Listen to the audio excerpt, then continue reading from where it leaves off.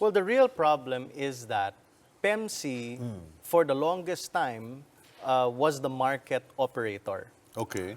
And then all of a sudden, in 2018, they decide to spin off the market operation to a private entity na ang capitalization, 7,000 pesos lamang.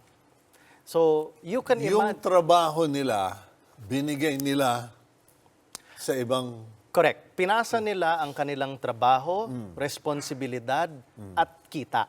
Okay. Now, that is highly questionable because PEMC is a government-owned and controlled corporation and suddenly pinasa nila ang kanilang kita, kanilang equipment, kanilang trabaho at responsibilidad sa isang pribadong korporasyon. Which is IEMOP. Yes, which stands for the Independent Electricity Market Operators of the Philippines, or IEMOP. Okay. Now, IEMOP was incorporated as a non-stock, non-profit corporation on May of 2018. Curiously, in their articles of incorporation, nakasulat doon, primary purpose to operate the wholesale electricity spot market of the Philippines. Now, that is very questionable in itself because hindi pa nga sila pinapanganak, alam na nila sa kanila na mapupunta ang kontrata. So how could, upon inception of that corporation, how could they know that they will already get the operation contract of the wholesale electricity spot market? So ibig sabihin, lutong Macau. Now, why is this very important? This is very important because we have laws. The wholesale electricity spot market operations should be done by a totally independent party, independent of the government and independent of the market players.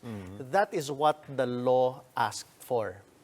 Now, in the independence and the transparency that our government is looking for and what the laws are requiring, the minimum that we must ask for is bidding or at least a competitive selection process to choose who can operate the wholesale electricity spot market. Well, what happened there is that instead of opening the qualifications or the running of the electricity spot market to qualified applicants, they decided to just create a corporation and give the revenue stream, the responsibility, and millions of pesos worth of equipment to that private corporation, which is in grave violation and in clear violation of the rules of the Electric Power Industry Reform Act of 2001. Because specifically, Rule 9, Section 6A of the EPIRA, of the IRR of the EPIRA, requires that the independent market operator must be financially capable, must be technically capable, and must have a minimum of 2 years experience of running or operating a market of similar or larger size. And not just any market, an electricity market of similar and larger size. Okay, but I have to be fair. Sure. I can't think of anybody.